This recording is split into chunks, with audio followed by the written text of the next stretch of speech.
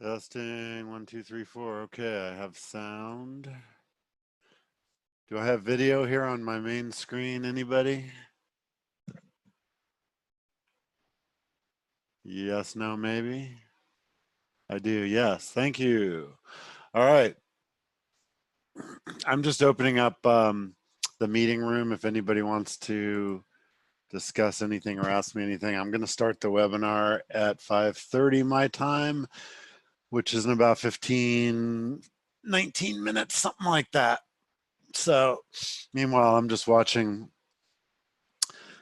the trade and I'm available. So if you have a question, post it. If you need voice, I'll unmute you. Let me know.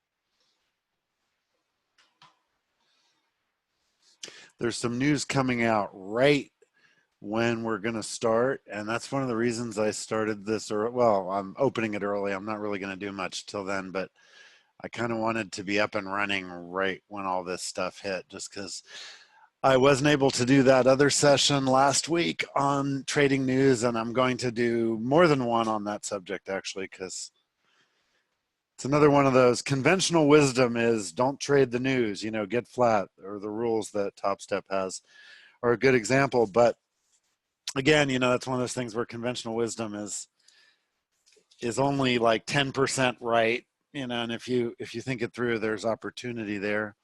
That's always the case. You know what? That's life. That's also certainly trading. Anyway, let's see. What am I looking for here?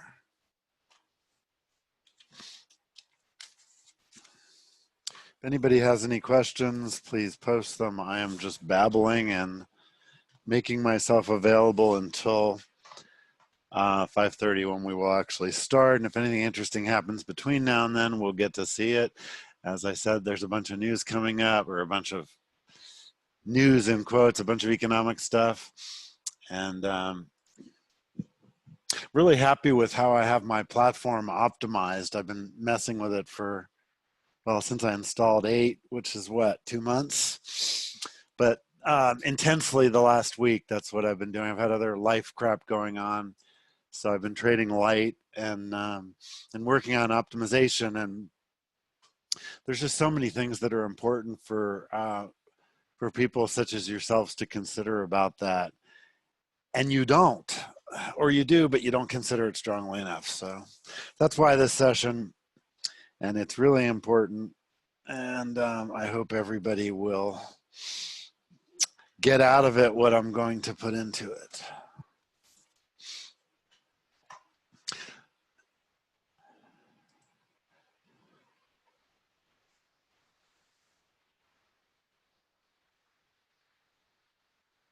Hey, Lee, a bunch of people have asked me what the ETA is for your Ninja footprint. Can you share with us the status of that? I can unmute you if you'd like, or you could just type here. You could talk if you're unmuted. So. No, you're muted again. Okay. No, it's. Can you repeat that? Your mute's going on and off for some reason. I'm not sure why.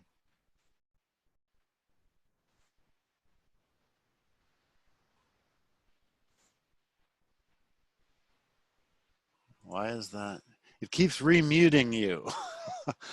Okay, I'm going to mute everyone. Hold on a second. All right, there you are. Hold on. Sit tight for a second.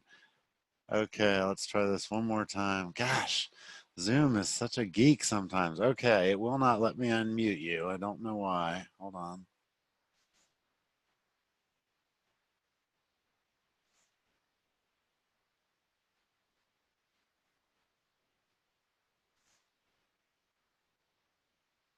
Sex phone? I don't know what that means.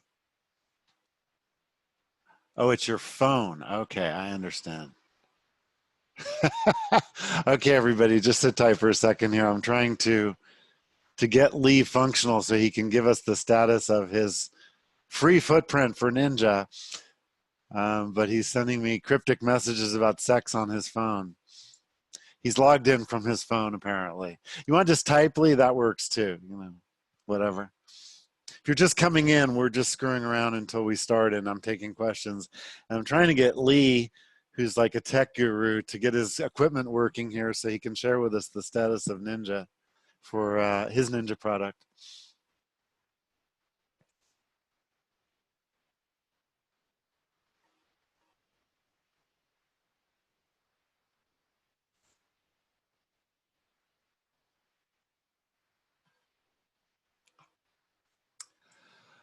Oh, good to see the ladies joining us today, Maria and Amy. Amy, are you successfully back in on the East Coast? Good morning, Maria. You are cool. That's always a fun trip. I once had to get. I was living in New York City for the summer of 19. Oh gosh, let me think. What would that? 1978. And I was at school at UCLA, and my parents were living in Manhattan. So my roommate and I drove to New York, and stayed there for the summer. And then I had to. Whoa! Look at that. That was a nice little pop. Anyway, so I had to get back to California to deal with a property issue my father had. So we did this like fast drive from New York to California. Anyway, on the way back, I took my cat and I drove to the south on 10. And this was a cat that loved to go in cars. He'd sit up on the dashboard and like play with the windshield wipers and whatnot. Anyway, I've done the cross country drive on all the major, 60, 70, 90, 80, 10, 40, 66. And I think I've done it 24 times, 25 times. 180 from Ventura. Oh, the 80. Okay. I-80 is what you mean. So you went north. Is that what you mean by 180? Oh, 180 degrees. Okay. Now I get it. Yeah.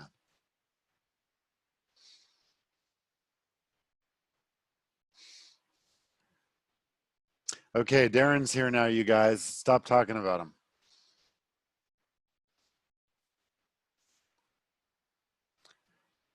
So Lee, did you get yourself sorted out there? Can you tell us about your? I still can't unmute you for some reason.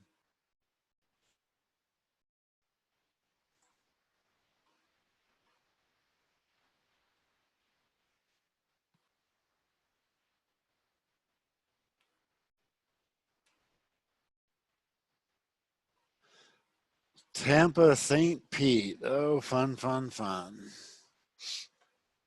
I used to like Florida a lot. Amy, it was I was there, oh gosh, in the 80s, I used to go to the Caribbean all the time and used to hang out in Florida kind of on the way and the way back, and used to like it. And I don't know, it's gotten like many places. Okay, here. Lee, are you? Good morning, Felipe.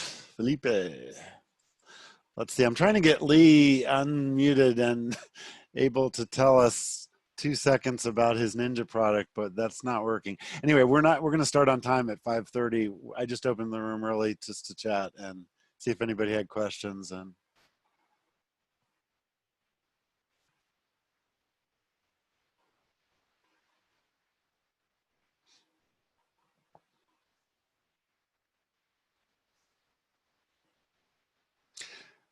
if you guys have not seen it, I posted an agenda for this session. That's it right there. I posted that in the group. Yeah, that's a good one, Darren. I'll answer that in a second because I've been working on that. Yesterday was kind of funky. Had the first lost day this year in that environment. And I think the answer is really simple. I think um, the only trades to take if you're going to do small account, and from my point of view, that means like, the 50K top step, 5 contracts or less. But, really within that environment, you should be thinking more about 1 or 2. The 5 with the 50, the risk is just too high for that loss limit. So if you're thinking in terms of, or the $5,000 real money account, is a good example where, you could trade 10 if you wanted to, but it would be stupid. So the answer to your question is, from my point of view, the Open 5A, with the Momo, absolutely. And oh, good, you're unmuted, Lee. Okay, give me a second to finish this. Anyway, that one and the first hour high lows, that's what I would be doing. You've seen some people posting. I think Jerry was posting about that yesterday. Those are particularly the first hour high low. You can grab some momentum at the open, and that's great. It's a good way to make a little money. But don't. There's a lot of issues with trading the open 5. It's very fast. Number one. Number two, as Maria posted, if you don't pull the trigger right away, you're screwed. You can't chase it. You can't have FOMO. It's you go or you don't go. And sometimes that just doesn't work, or you haven't had enough coffee, or you've had too much coffee.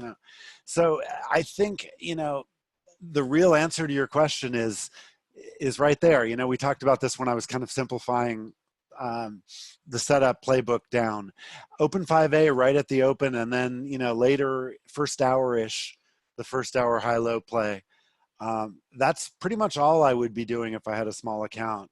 Maybe springs and up thrusts under certain conditions, but I would be doing springs and up thrusts with really high quality. And Steve Weber posted some questions and comments about this, and I see he's here.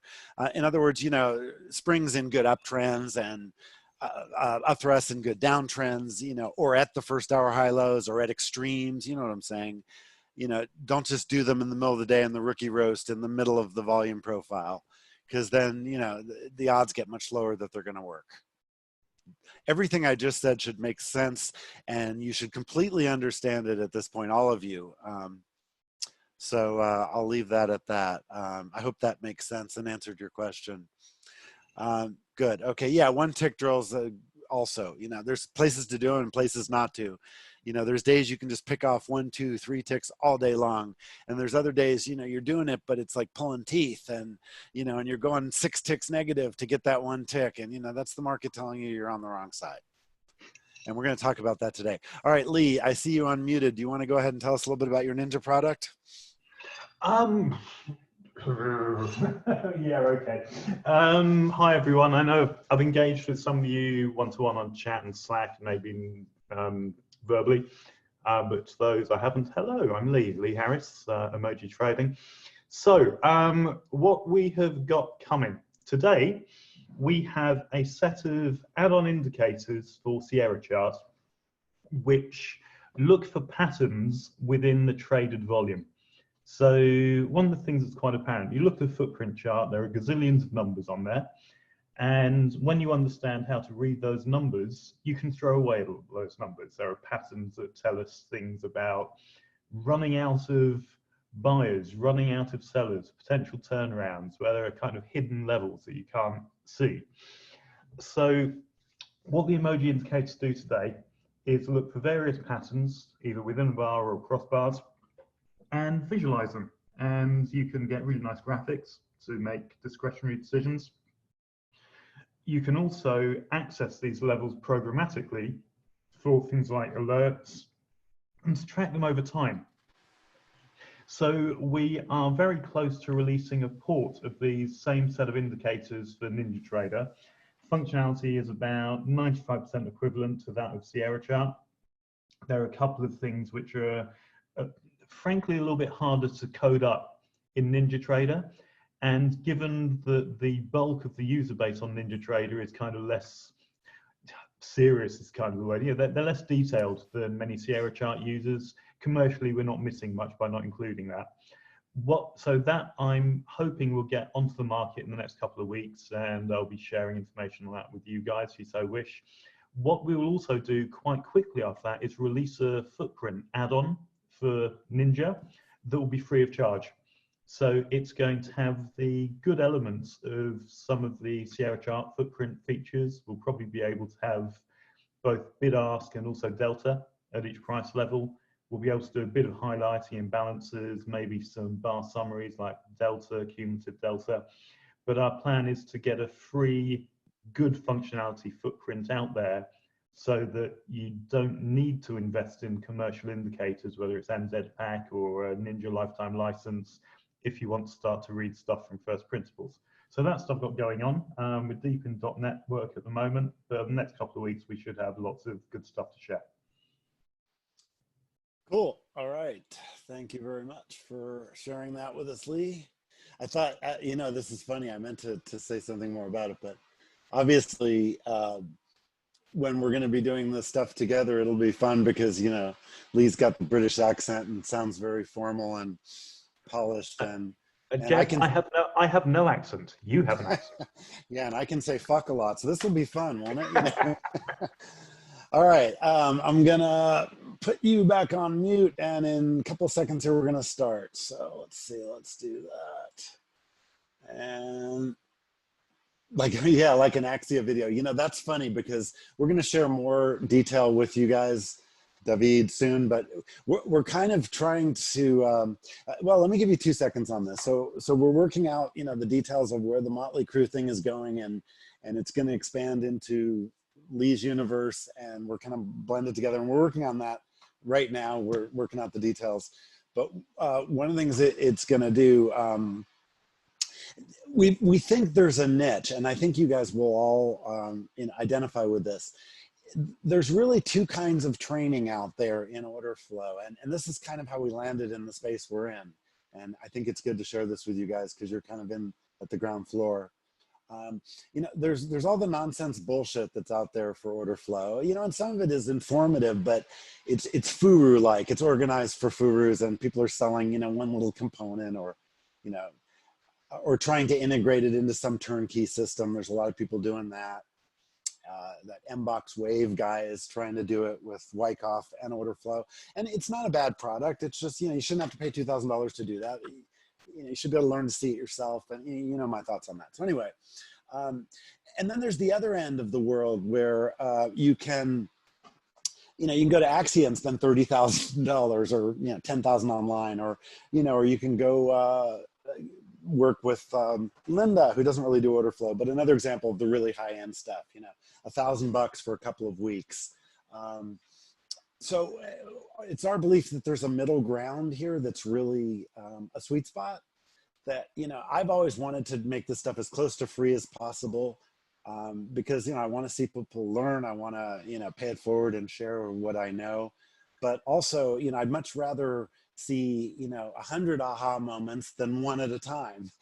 You know, it makes me better at what I do. You know, teaching one person, you can focus in on what they need to hear and what their style is. But with groups, it's a much more challenging educational environment. At this point, challenges are important. So to me, so we think there's a really, you know, neat spot there where we can collaboratively educate without being furus. In fact, being very anti-furu, and not having to charge 30 grand for it, you know, and still making it worth Lee's time and worth my time. So so that's where we're coming from. And so the Axia, you know, model is just really high quality, but you pay for it, you know, or you get, you know, very little for their monthly membership, you know. So we're trying to give more than that, you know, at least that price or lower, you know, with add-ons available for, you know, higher end stuff and coaching and whatnot. You know, if that's what people want. So we're psyched about it. Anyway, so here's the news announcement time. I wanted to be, okay, here come all the actuals. So this is a fun way to watch Journalytics in action. Oh, there was a nice, little, they found the stops on that one. Let's reset here. Let's probably get a few more of those. Oh, I always love right around the news. You know, there's great ways to trade and make money on that. I'm not going to go into it today in detail, but previews of coming attractions.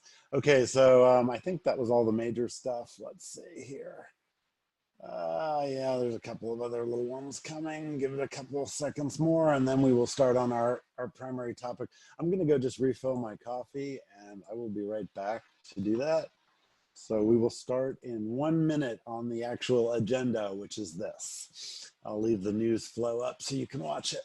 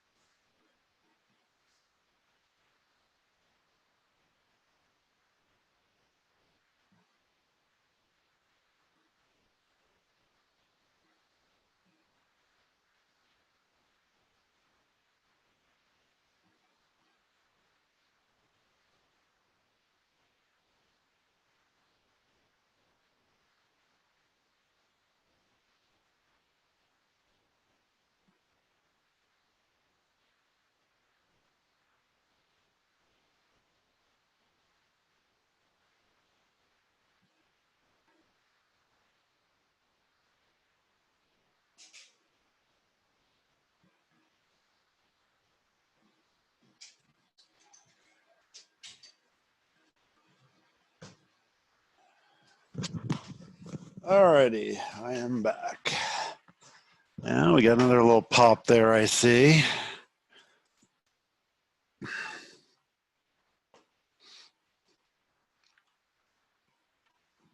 Yes, absolutely. I'm looking at Lee's comment. I so much agree with that.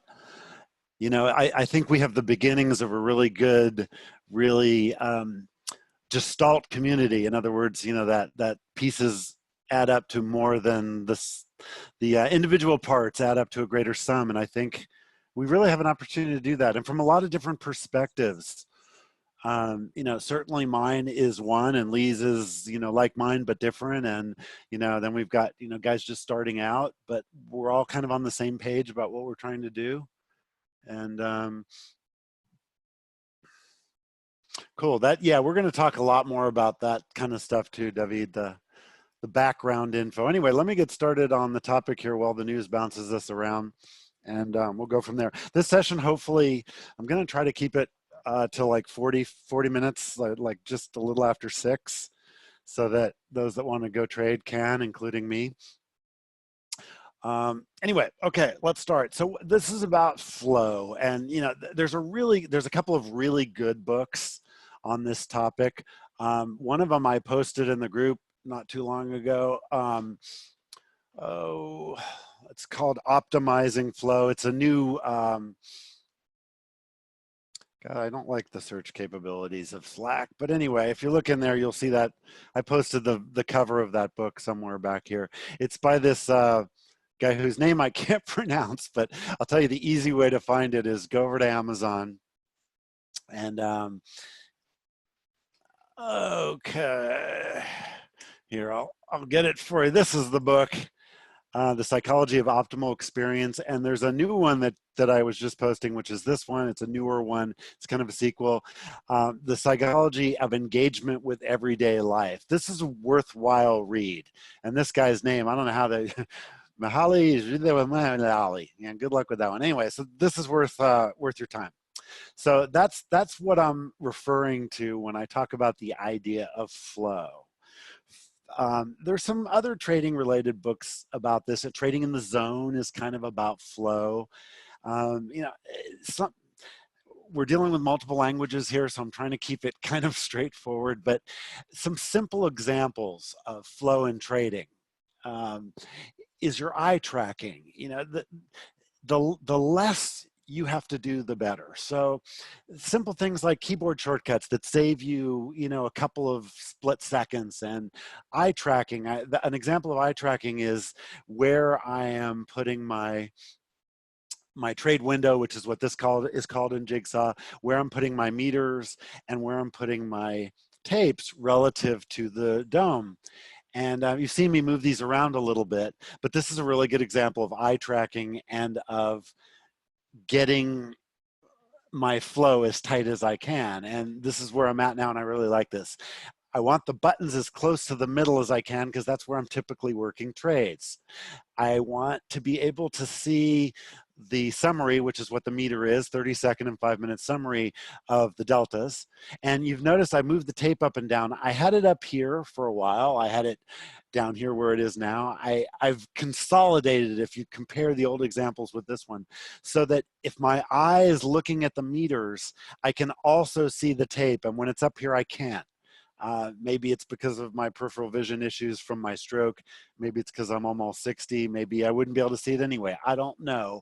But that subtle difference of literally this being down here and right with the tape, and instead of this being up at the top where I had it a while ago, being right here in close so that those buttons are quickly accessible to me when I'm live, that makes enough of a difference that I am hitting trades successfully at break evens or better and not having losers. And if I have to just take that little bit more time to get up here, I'm finding that I'm not as efficient.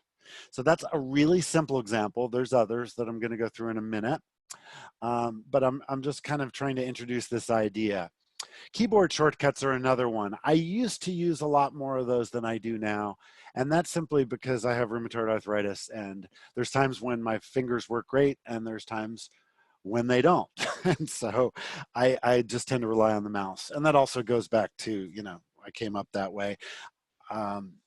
But, you know, if you can get even Lee an example of, you know, a 10 key with, you know, like a gaming 10 key with predefined keys. I know a lot of traders that use those.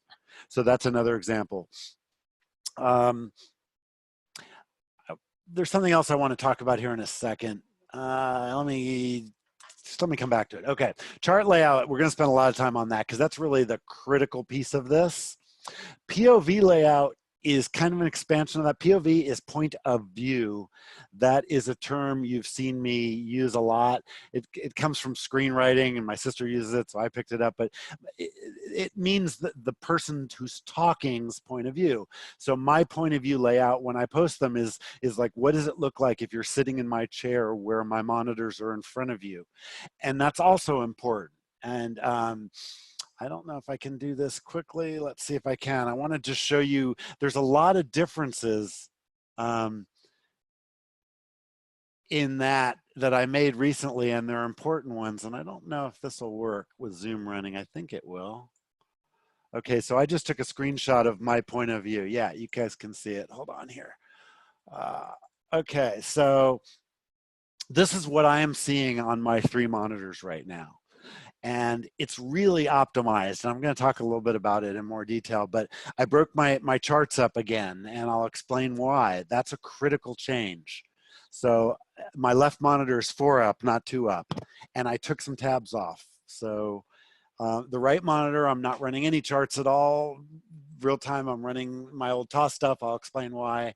And I'm running Market Analyzer, and you guys are over there now. So you can see it's a lot different than it was even a couple of weeks ago, because remember, Ninja 8 is new to me. Windows 10 is also new for my trading computer. And so every increment that I can make it better is critical. And which goes into the last 2 things. Is there any clutter on the trading machine? I bought a little Chromebook so that I could take a couple of functions off of my trading machine. And it was a $200 Lenovo refurbished, and it's perfect. It weighs 3 pounds and it does everything. It's a touch screen. So that's another example of that. Decluttering the trading machine. I want to be able to do voice journaling, but I don't want my trading machine dealing with that. So that's what the Chromebook is doing. It's sitting on the desk, and the same screen is running on it for Journalytics. And if I open a summary note like this, see, that's voice recognition. So if I allow, I'll give you an example here. I don't know if this will work with Zoom running. Testing 1, 2, 3. No, it's not. It can't sense it. But anyway, that's how that works. It would just literally be taking my voice and filling in the text here. And I'm doing that on a Chromebook, not on my main computer. And that was a whole $200 to make that happen. So these are all simple little examples of this. Okay. The idea of exactly what is needed for each setup is really where you're trying to go with all these things, so that it's as simple as you can get it, and you're always improving. Okay. Now, advanced examples of what flow means are flow kind of as a state of being. And again, I hope that translates. The idea of the Blinks book, that is a book you will want to revisit, because it's about how people that get highly skilled in something make decisions so quickly that it's not physiologically capable that they're following a process anymore. Do you guys understand what I'm saying? That the book Blink, it's look that one up. It's the Malcolm Gladwell book. And I find myself doing this, and this is what, when you guys see me, you know, like watching an oil trade over here, or a gold trade, and meanwhile I'm scalping the NQ, and I'm doing that all at once. Those are blinks. That's an example of how blinks work. And you know, that wouldn't have made sense to you before the workshop, and now it might not make sense to you either, but at least I think, and you know, correct me if I'm wrong, but I think you guys at least kind of understand that idea, that you can get so skilled at something that, perfect, Jerry, exactly. I've seen you, a couple of you do it. Is that how speed reading works? Yes, it is, but ooh, that's such a great question. You know what? That's such a great question, Darren, that I'm going to stop and use that as an example. Okay. So let's go back to this. So what we're talking about here, just to get everyone on the point, you know, I'm talking about really basic, simple examples of flow where you're just, you know, it's faster for me to go from, you know, here to, you know, here than it is if this is up here. That's a further movement. I don't want to do that. Okay.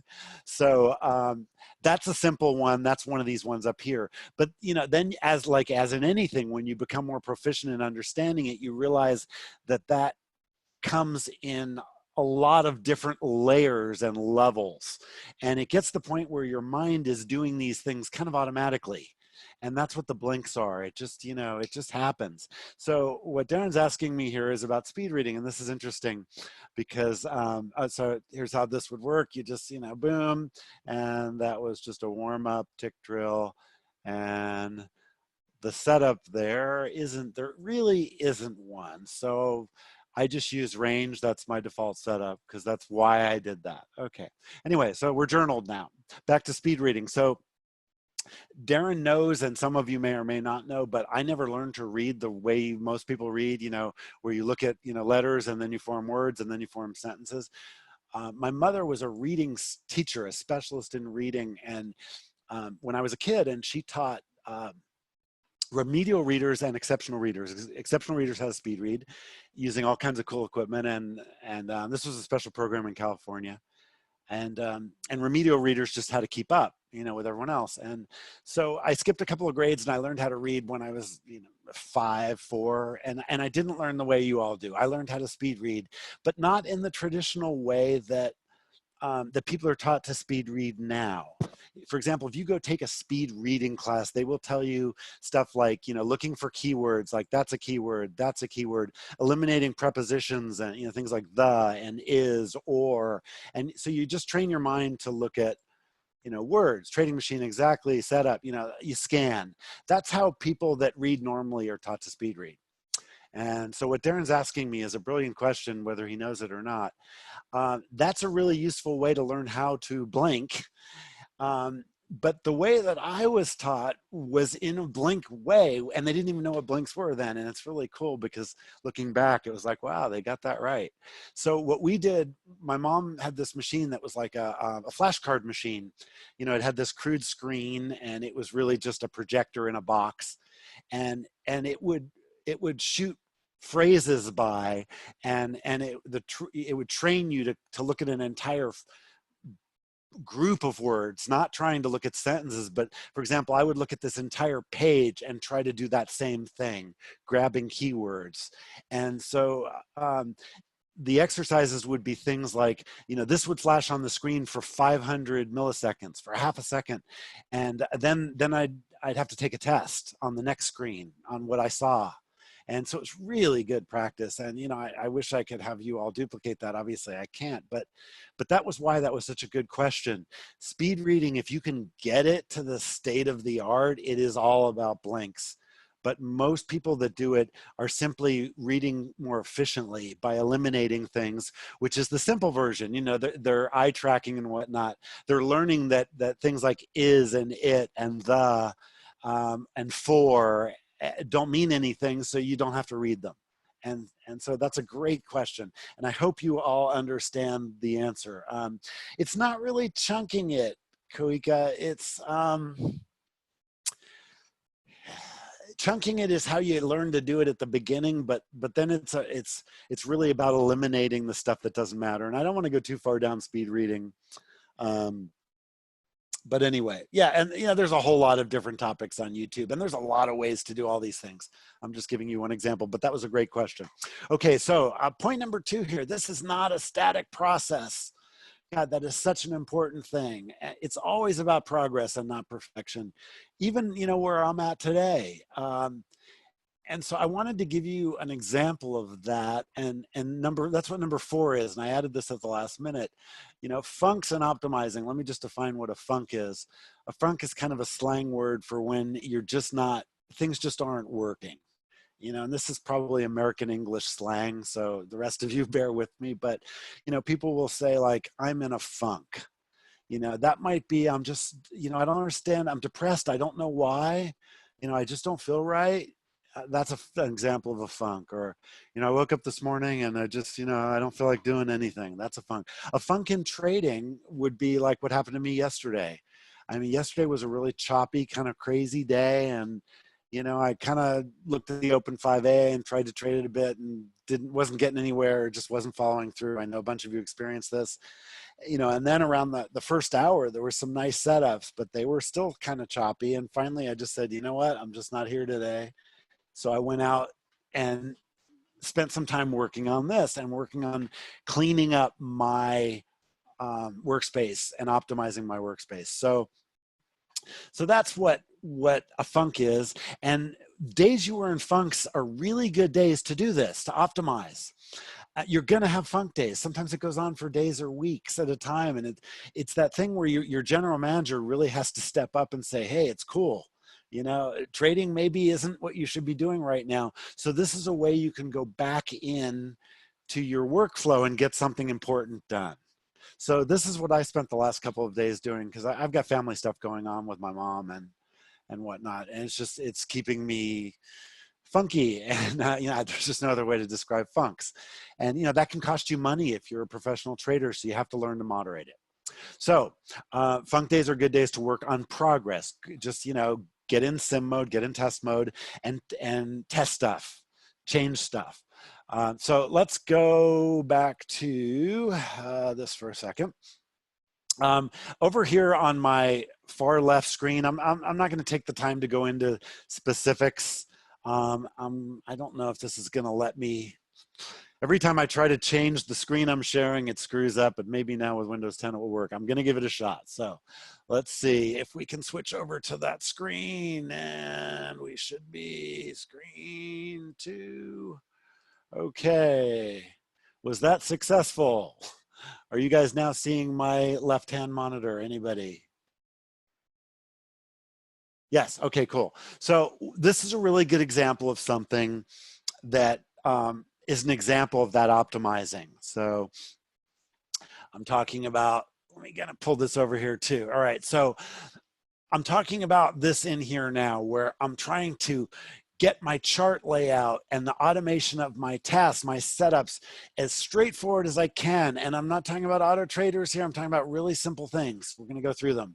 The first thing is, the more tabs and buttons and time frames you have to click on, the worst, the bad. That's bad. Don't do that. You want to have it be, and this is where I had it on my Ninja 7, and I'm just now getting it here on Ninja 8, which is, you know, I want my footprints to give me some idea of the absorption or the imbalances at inflection points.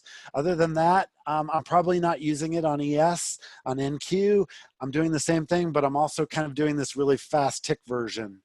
And the 5 minutes is probably the equivalent of that in ES. So other than that, I don't want to have to dick around or screw around with my layouts. I want them to just work. And you've noticed I've added some stuff down here.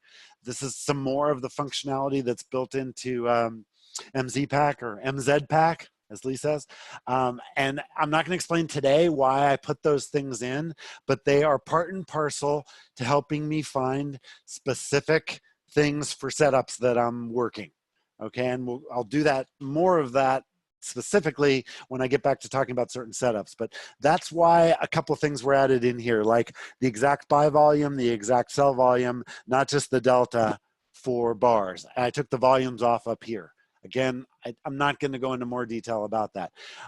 So this is just footprints on the left, but there's times I also want to see, the footprint both in a 5 minute, but I also want to see, looking for up thrusts and looking for springs, I want to see my wave volume. So there's times I want both of those views, and I don't want to have to dick around with my charts. I don't want to have to click on stuff.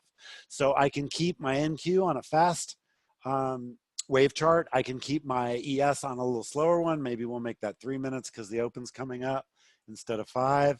And maybe here I'll use 20 seconds again for the same reason. Even something as simple as the layouts of these right here, I reorganize these so they're in the order I want them to be, and I've got the time frames that I need quickly if I do want to change that stuff. It happens fast.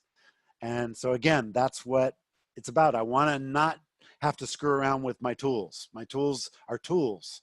I don't want to be staring at this. I want to be getting my trades on and executing.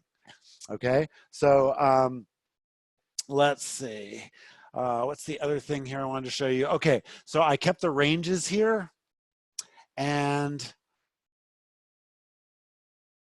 again, the purpose of that is to see ledges and edges, particularly ledges. So I'm not going to be looking at that all day. I'm just going to look at it for prep, and then I'm going to be back here most likely. Okay, same thing down here with this view for NQ. A fast tick view can be really useful. I'm not going to again go into where now. I'm just kind of introducing that idea. All right, so I'm going to switch back and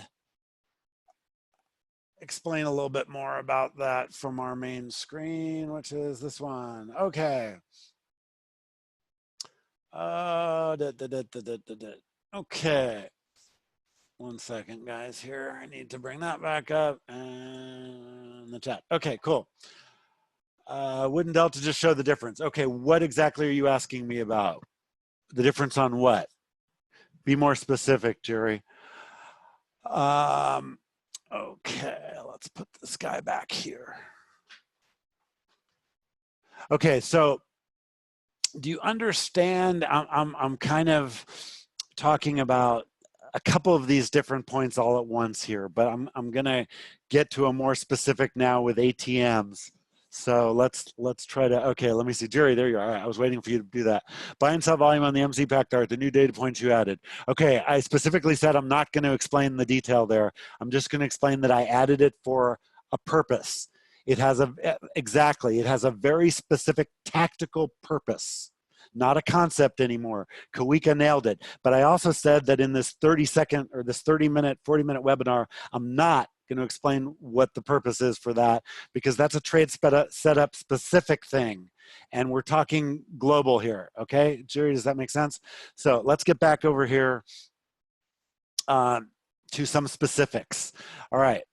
Now, there's a lot of elements to this. There's your charts, there's your domes, there's how far you have to move your mouse, there's keyboard shortcuts. But a couple of them that you guys are starting to work on, and I know you're all starting to understand, ATMs are a good example. So that's a simple flow into the next point about automation, okay? And I'm talking about number 3 here.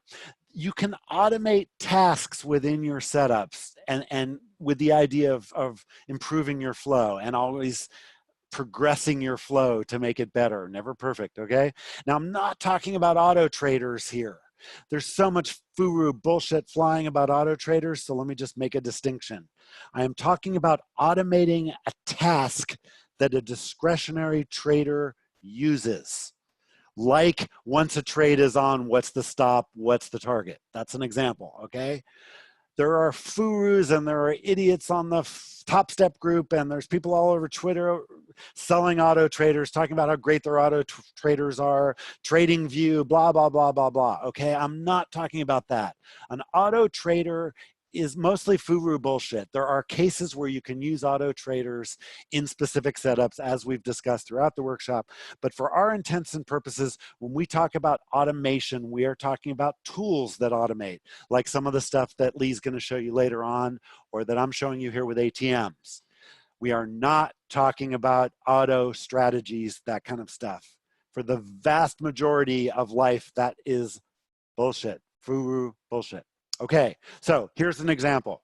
I created several little ATMs, and for those of you not that familiar with the language in Ninja, just automating a trading setup is what that is. So here's a couple of different ones I just want to show you. So I made one just for HMOMO, and if you think about HMOMO, what are we looking for? Well, we want to get the stop between us and the market as quick as possible, and the target's probably not that important. We're just going to kind of let it roll. So, and I'm in test mode here, so I can just throw these up. So for example, let's say we put on an HMOMO short. It's immediately giving me a target way far away and the stop close enough that, you know, what I want to do is I see price moving down and then get that stop in the middle. And, you know, right now it's not moving enough to let me do that, but I was hoping I'd get a little bit more volatility, but there we go. Okay, so I could say, all right, well, now it's at break even, which isn't where I want. Oh, there, okay, let's see if we can, there we go. Okay, we got it locked for a tick. And boom, all right, so we got a tick. And there's our tick. Anyway, you get my point. Now, for HMOMO, that's all the ATM is really doing for me.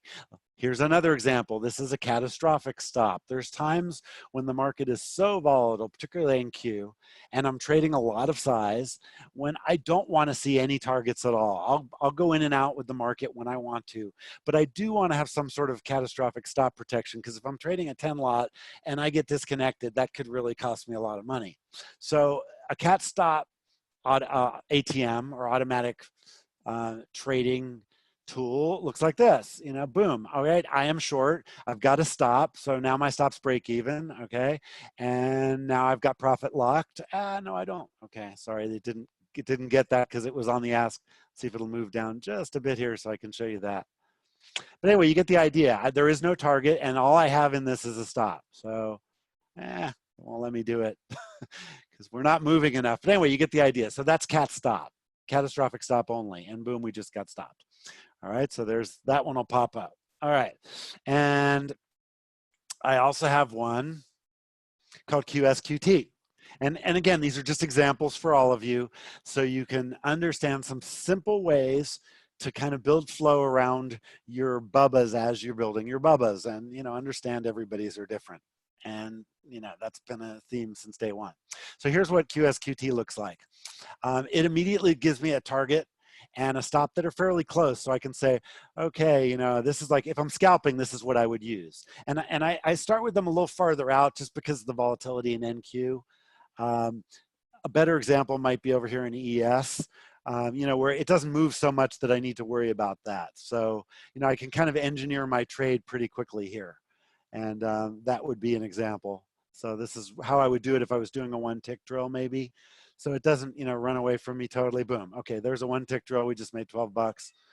And so you get the idea, okay? Don't you? I hope. That's a really simple, is there a template I can share for the ATMs? Ooh, that's a good question. I don't know if ATMs are templates. I think they are, but they're easy to make. Oh, you know what? These are, I built these are in Jigsaw. So yes, I should be able to do it there. I'll show you where they are. If you just go to the Jigsaw goodie there, Strategy Manager, this is where I built those. If you're not using Jigsaw, you can do the same thing in Ninja, but it won't be as accurate. So yes, I can share those. While I'm thinking about it, give me 2 seconds here.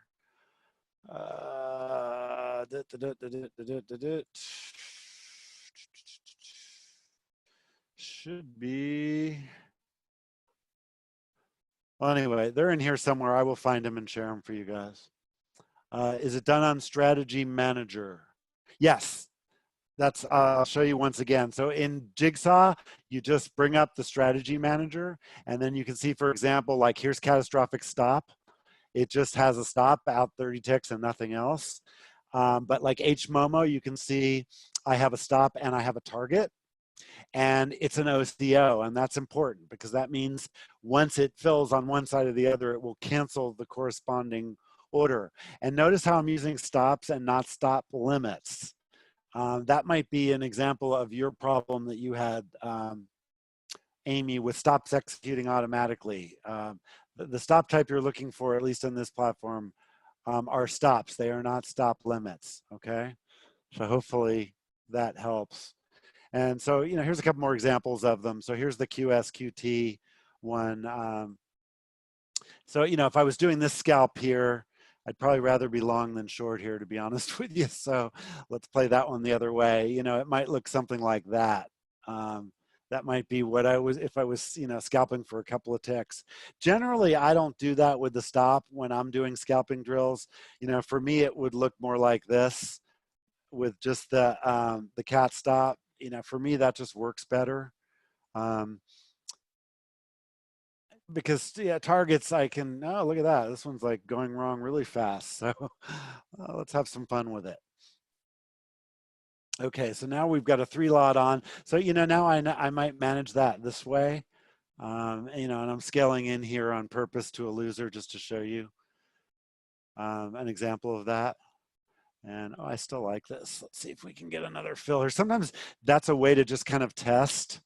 You know, the ebb and flow of the market is to put an order just off the inside bid or ask and see how it feels. So, you know, I'd say the odds are this one's going to go profitable here really, pretty quickly, you know, just for scalps. I mean, not, you know, but you never know. The tape is against me. And what I'm seeing over here, see, that's why this chart is really helpful. You know, I'm kind of gaming this sort of area here that we bounced off of a few times, and here we go. See if we can get out of a few of these here quickly.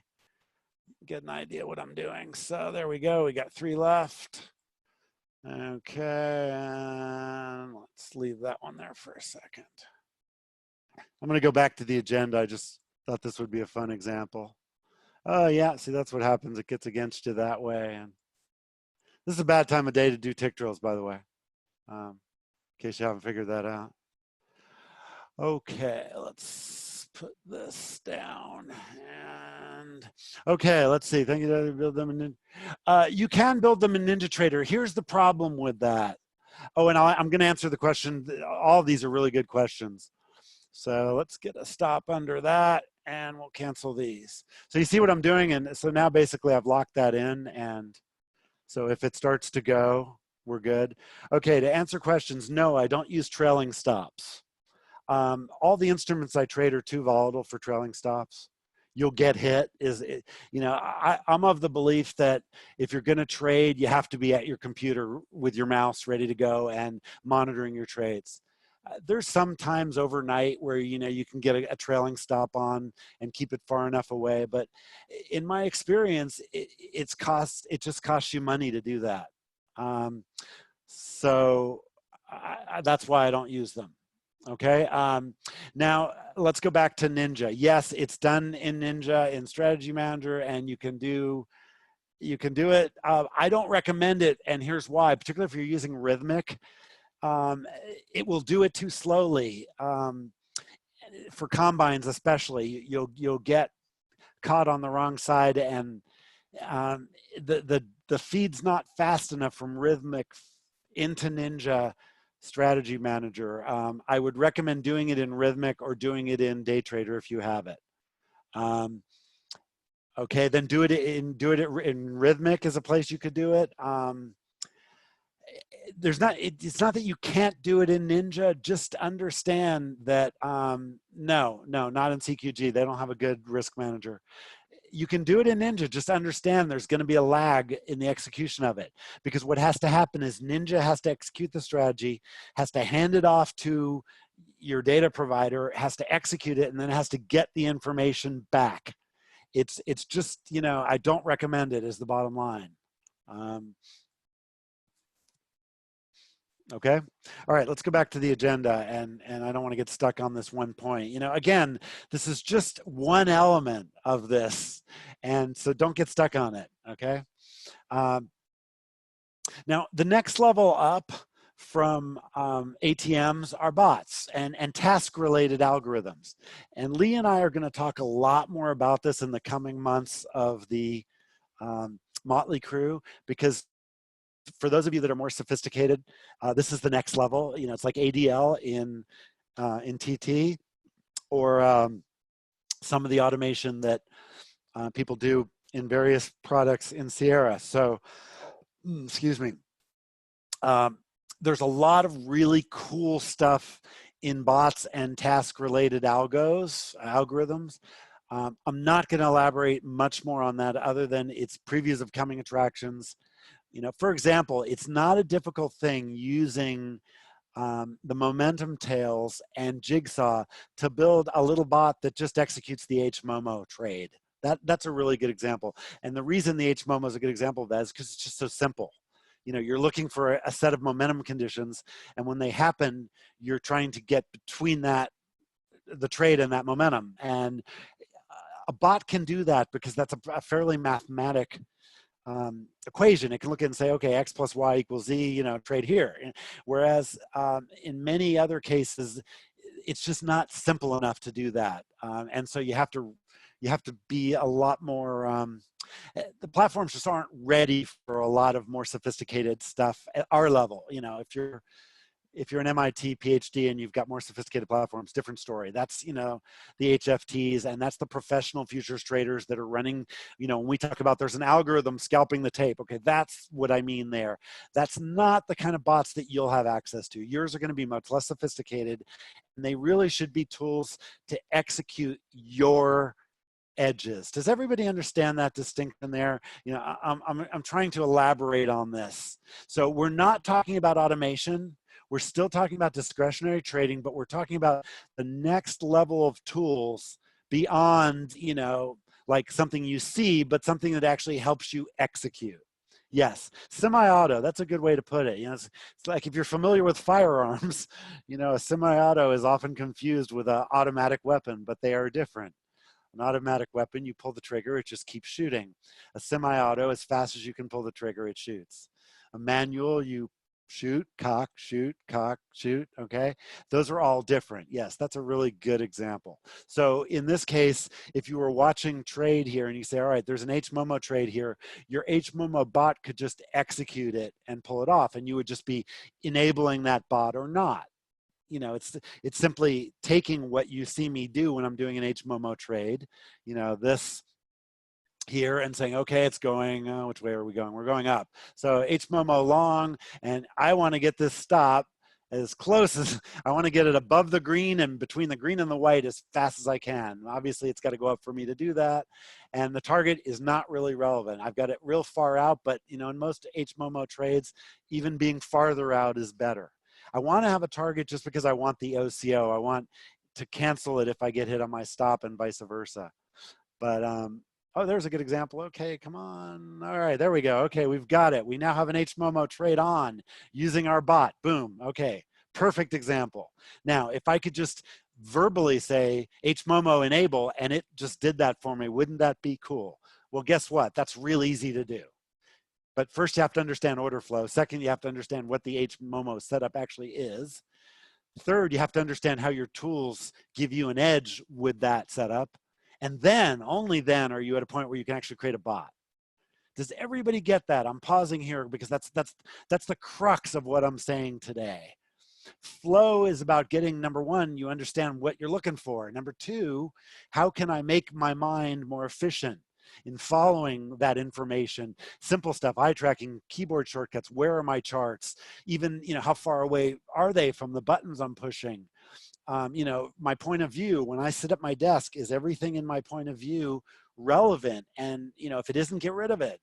You know, would having a little $200 Chromebook for journaling, would that make you more efficient? If it would, then that's 1 day of losses. Buy the damn Chromebook, you know? And those of you that, well, I can't afford Jigsaw, it's $500. Well, then you can't afford to trade. If Jigsaw's a tool that you need, then don't try to make Ninja work for you until you can afford it. Get on the sidelines, practice, and save your money until you can afford the proper tool. Are you hearing me, guys? Don't, you know, be in a, God, I got to get in the combine and get funded, you know, and then I'll get Jigsaw. Wrong answer. Okay. I know you guys are anxious, but, you know, if you've learned nothing in the last 3 months, it's that good things will come to you if you proceed deliberately and slowly and carefully. I know you all get that. I see the aha moments happening, and, you know, and that's the only reason right there why Lee and I, well, why I am doing the Motley Crew going forward. You know, Lee has a little more commercial interest than I do, and that's correct. He should. You know, he's in a different point. And I'm not saying I want to do it for free. I want to get paid to do it. But you know, the value for me is seeing you guys get it.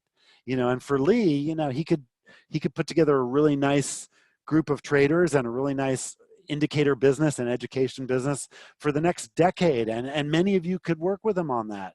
You know, there's an enormous opportunity here for all of you. You know, we're blazing a trail for you that could be lucrative in so many different ways, not just trading education, mentoring, you know, creating tools, creating indicators, whatever your skill set is. So yes, thank you, Jerry. That's good. You have to. You know, Amy asked a question a long time ago, and it was prescient, you guys. You know, it was a really good point, and most of you missed it at the time, but she said, you know, isn't your computer part of your Bubba? And of course it is. You know, whether it's the laptop that you have in your RV, or it's me sitting here with my folding plastic table and my $4,000 desktop monitor configuration, you know, all in. You know, whatever is the right fit. You know, the reason I have my cube now instead of a big server is, I told you, I'm a hermit. There are times I will pack up and disappear into the mountains for 2 months, and I'll still trade. You know, so if my folding table and my cube and my 3 monitors don't fit in the back seat of the car, then it's too much for me. Okay, so you know, I know you guys are all getting this and hearing it, but this is so much of part of what you need. Yeah, Felipe, thank you. And thank all of you, really. You know, all of you are contributing to this and are participating in it, as long as you keep that framework in your minds, you know. Oh, good, I see Greg's here. Good. There's people I was hoping would hear some of this. So anyway, you know, it's just every day you're just moving, you know, you're moving a little bit further down the line toward the goalpost. You never get to the goalpost ever, trust me. You get close, you kick a few field goals, you get some touchdowns, but you know, that's an American football example there for those of you not following that. Okay, so let's zip back through the agenda. We're right on the amount of time I wanted to spend here. So then we'll talk and take questions. So what is flow? Why is it important? Well, basically it's 2 different things really from our point of view. Number one, it's how you move around within your trading environment, both physically and mentally. That's the first stage of it. That's this stuff, all this stuff right here. Why it's not highlighting? There we go. All that good stuff. Okay. And then there's kind of a more advanced thing, you know, the Blinks book and understanding, you know, how you make decisions and that's kind of advanced flow. And automation is part of both of them.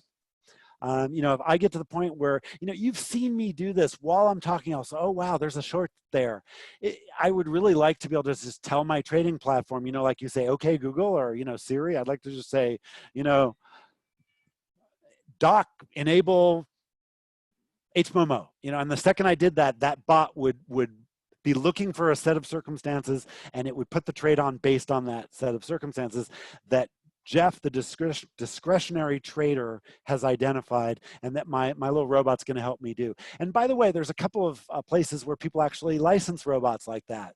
You know, if you've seen Collective 2, the mistake, again, people make is that they think they've created automated trading systems, and they haven't. They've created a tool to execute one type of setup. And that's a very useful thing, but there is so much Furu bullshit right here on this point with automated trading, and there's just literally no such thing. That should be your response anytime somebody says that. Bullshit, nonsense, doesn't exist. They say, well, I have a thing that trades in fine, you have a trend trading bot that works when you're trading trends. That's fine, that's legit. But knowing when to turn that on and off, your computer can't do that. And don't tell me it does that based on the MACD crossing. Here's the Furu voice. Or, you know, when the 9 crosses the 18 moving average. Good luck with that. Yeah, that might work back testing. It will not work over time. I promise you. There's just simply so much evidence that all that does is make you think it will work. So, you know, that's Lee and I are really going to work that point. You know, that's the Furu point there. You know, there's no such thing as set and forget, buying the $5,000 trading system that will make you money. What there are tools. What there is flow when you optimize your interaction with your tools for your Bubba.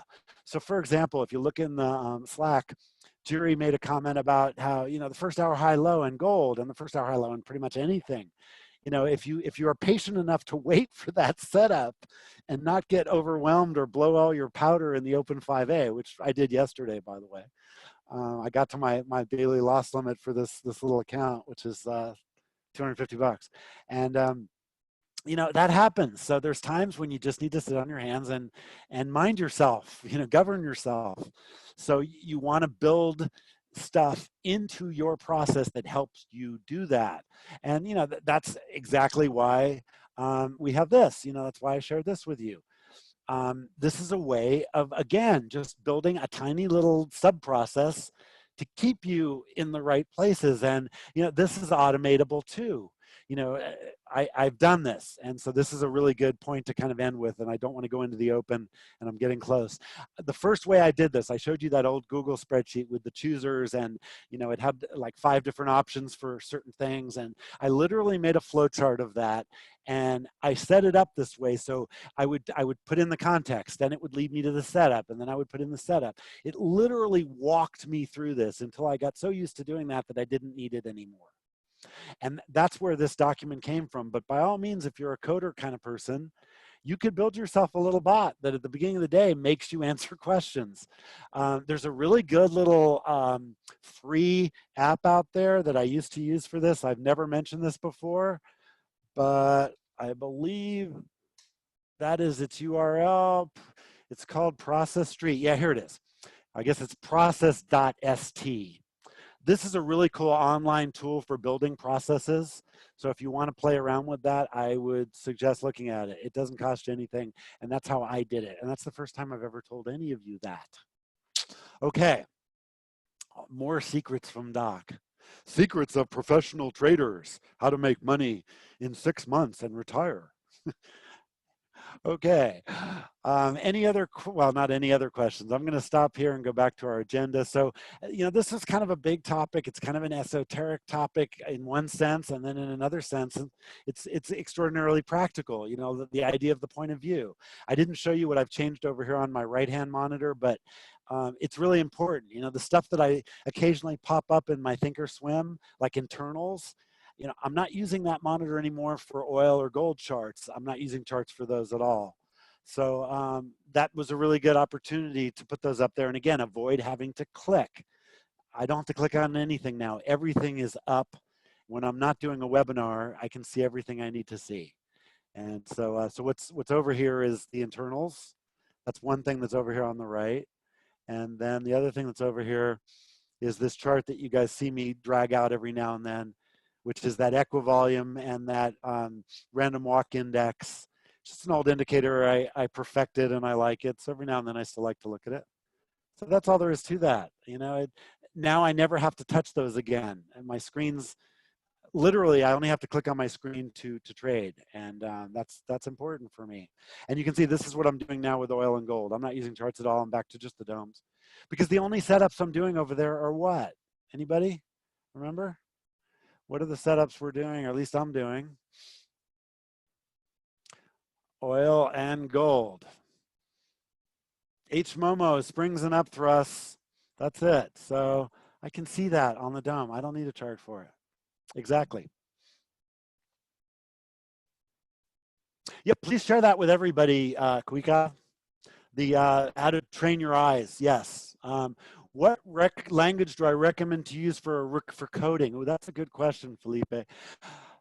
C# or C++, or if you're going to do AI stuff down the road, maybe Python. Lee, you want to chime in on here? You're much more accomplished coder than I am. What would your answer to that be?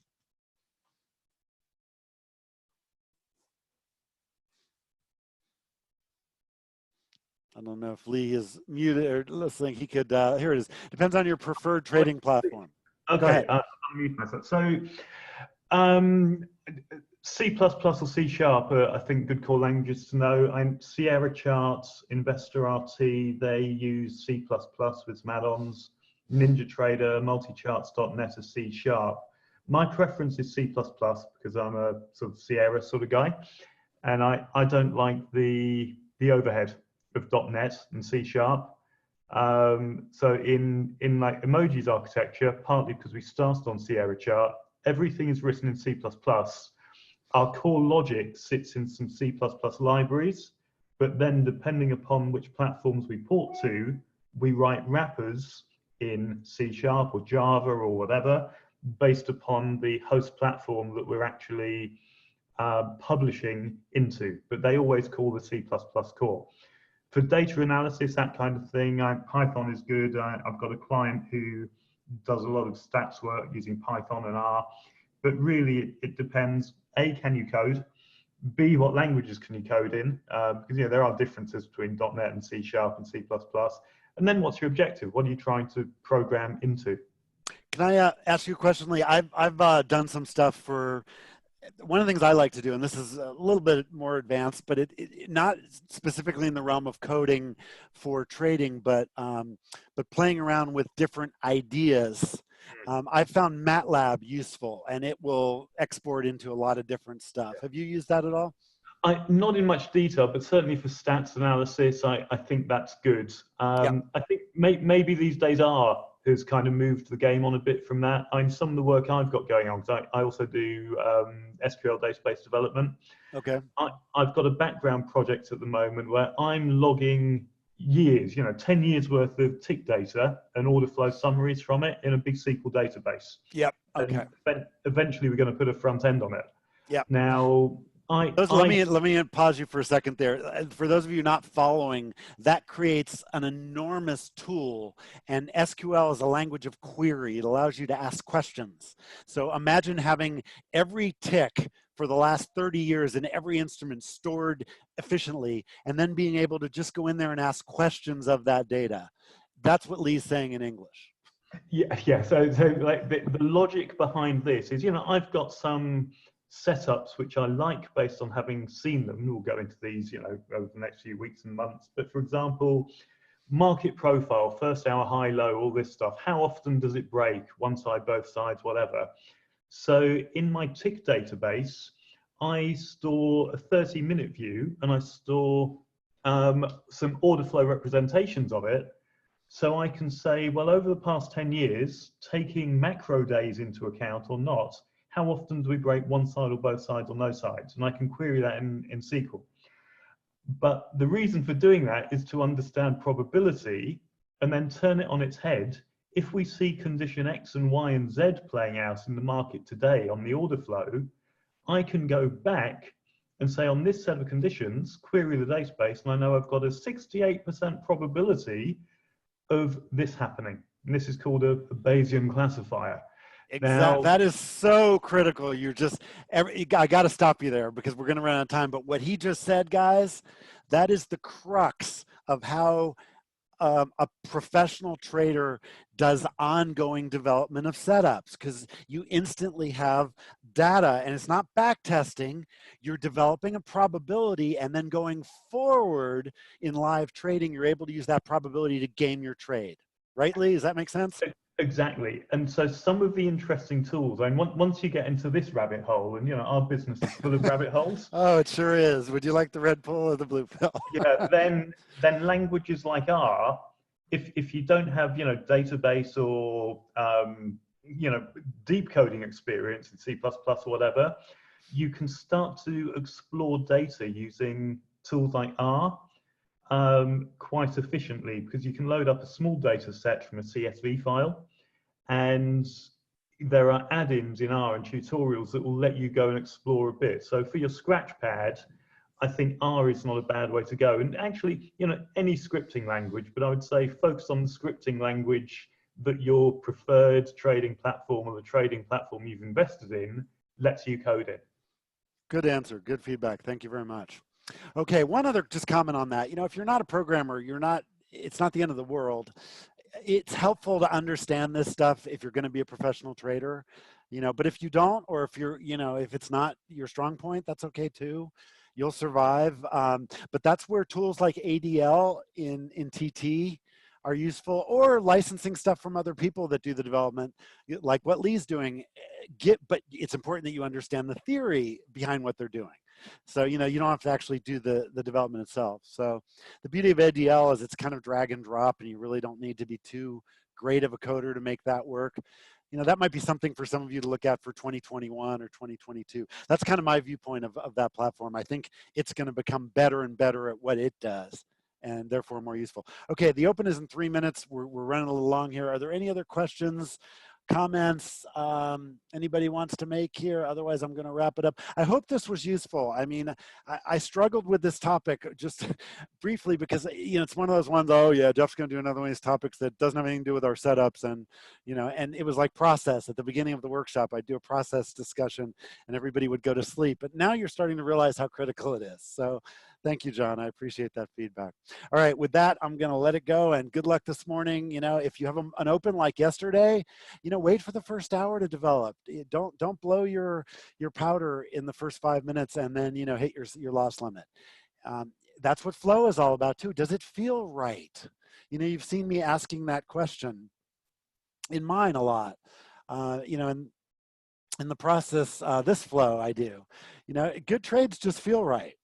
And if it's, if it's feeling wrong and you're taking small losers, do an insanity check. Maybe you just need to take a step back. Look, the market is not going away. It will be there tomorrow.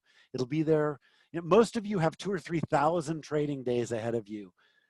That's like 10 years worth at least. All right, with that, I'm going to let everyone go. Have a great trading day. Good luck. We will be posting lots of more material of upcoming classes and whatnot in the next couple of days. So thank you for your patience on that. The Motley Crew stuff is just getting formulated, and I think you guys got a good sense of some of it, and hearing Lee helps you get an idea of where we're going to. All right, with that, we're all done. Have a good day. Bye.